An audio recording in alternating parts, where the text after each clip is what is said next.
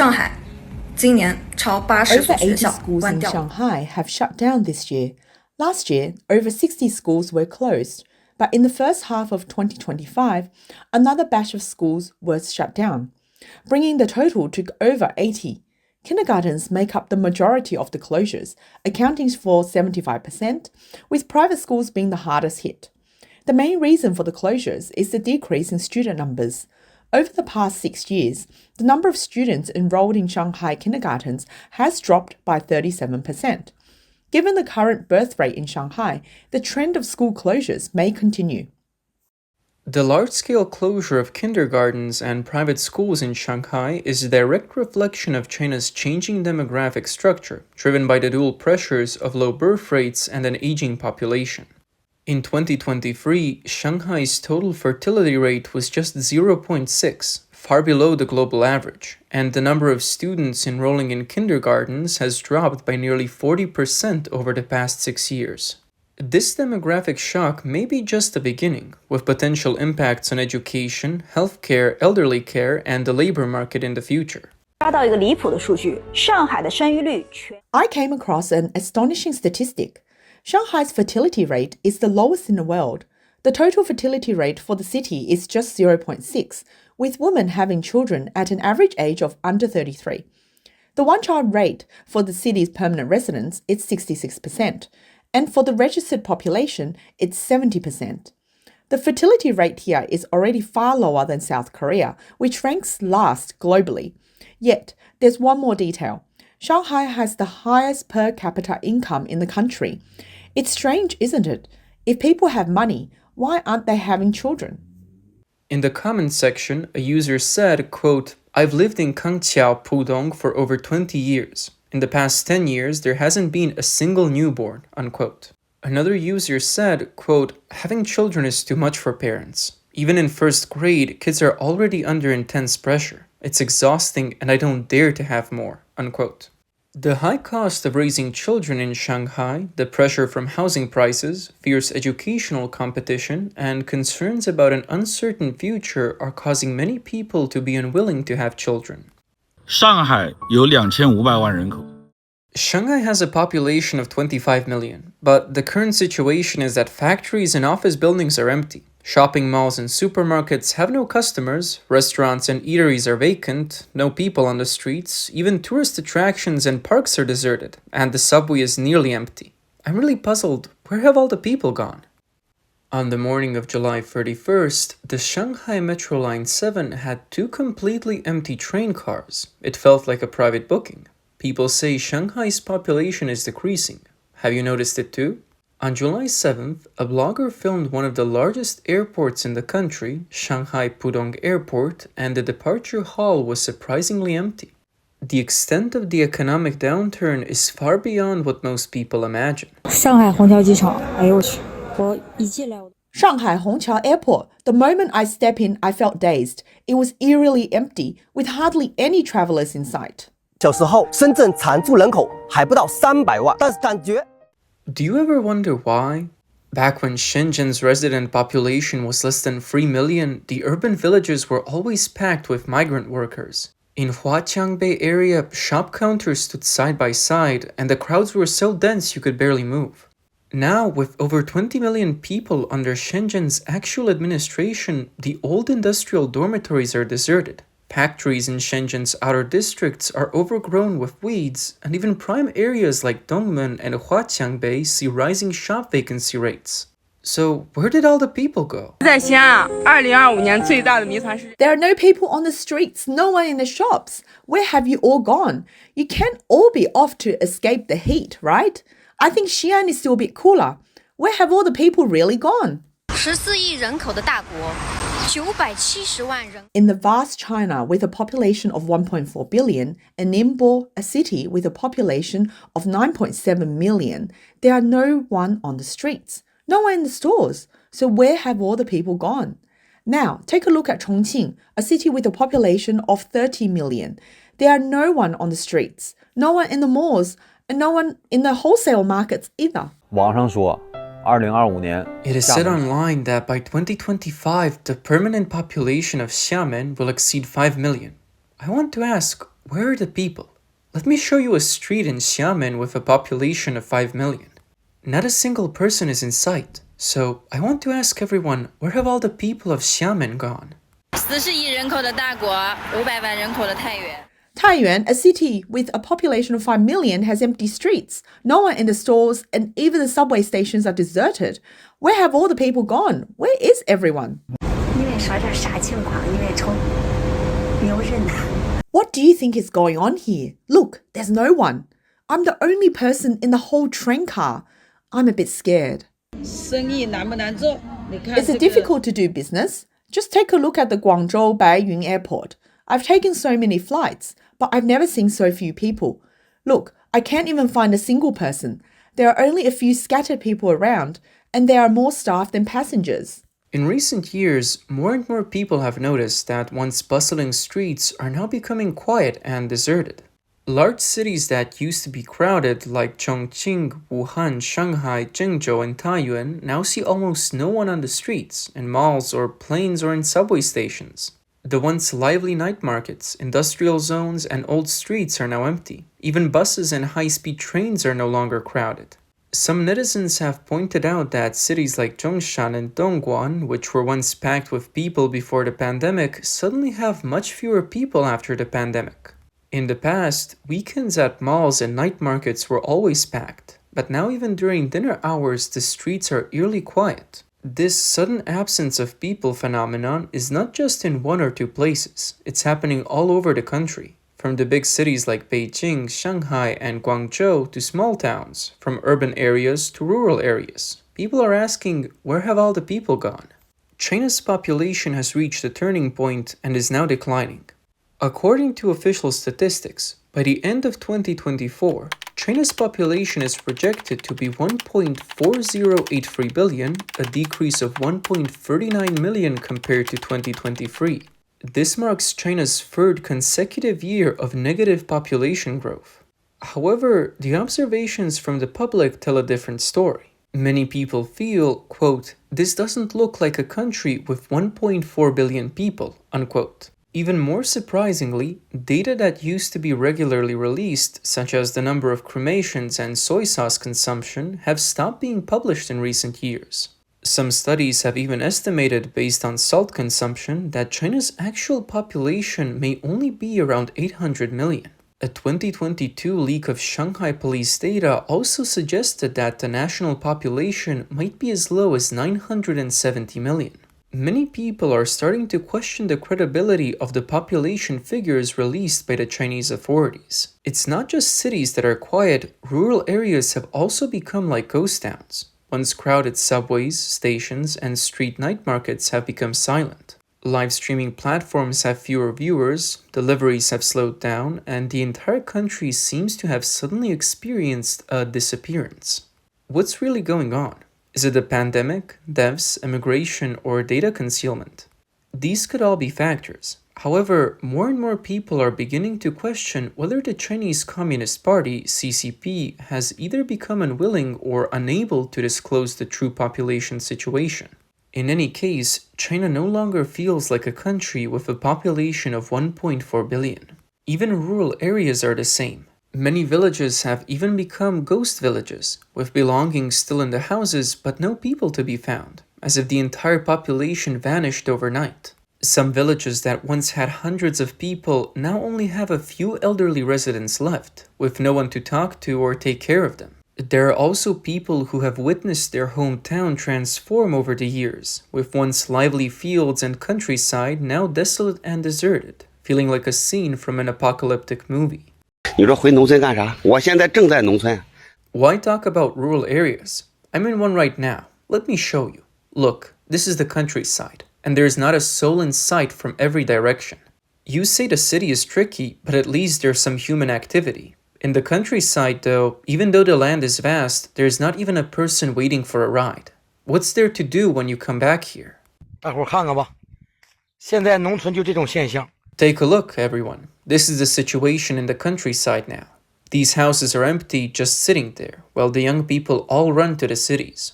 In our half of the street, there are only 5 elderly people left, 3 of whom have had strokes, including me.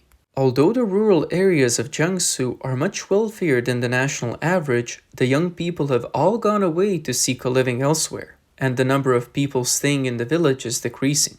Even the houses that seem beautiful now cannot escape the fate of decline. 太难以置信了，10多栋楼房却一个人都没有。 It's hard to believe. Over 10 buildings, yet not a single person in sight. The village is overrun with weeds.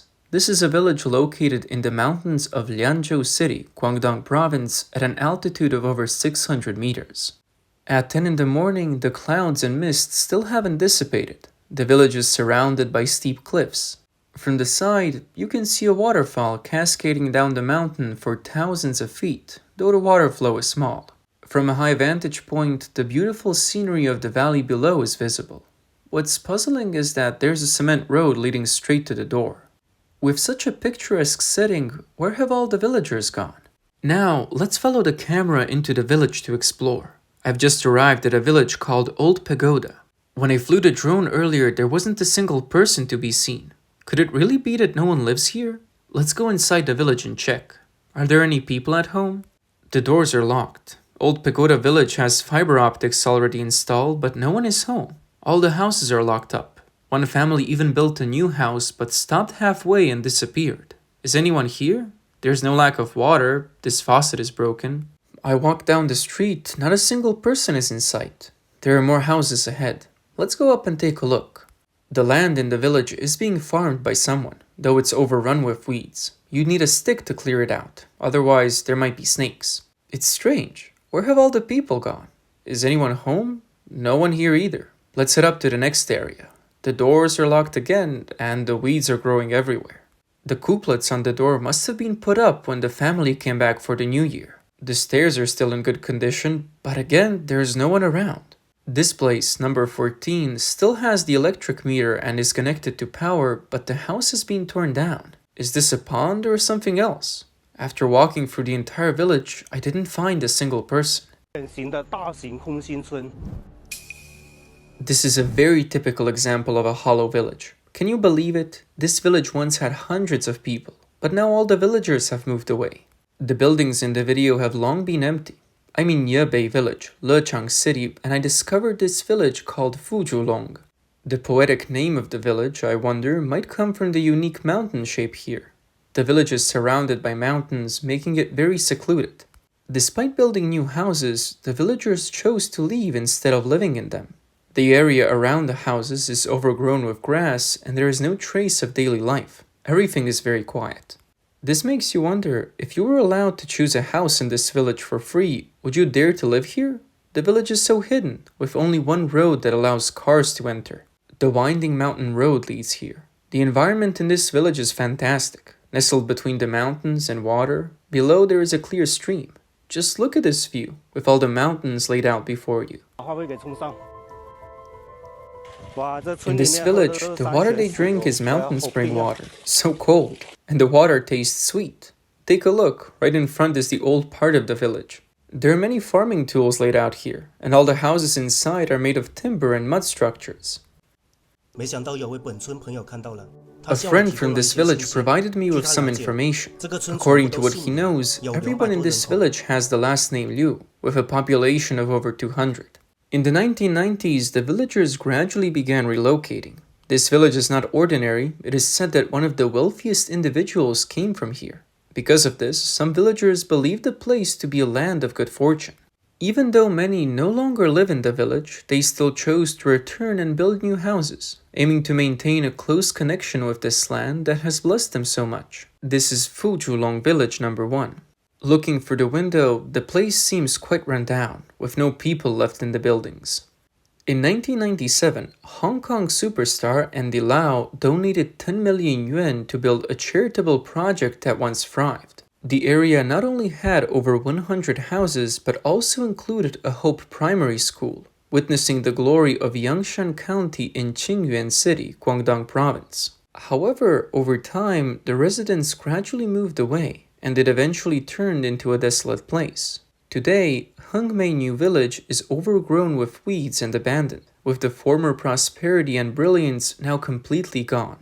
The phenomenon of accelerated population loss in rural China has become more apparent. Data from 2024 shows that the permanent rural population in China has dropped to only 460 million, a decrease of 12.2 million people in just 1 year.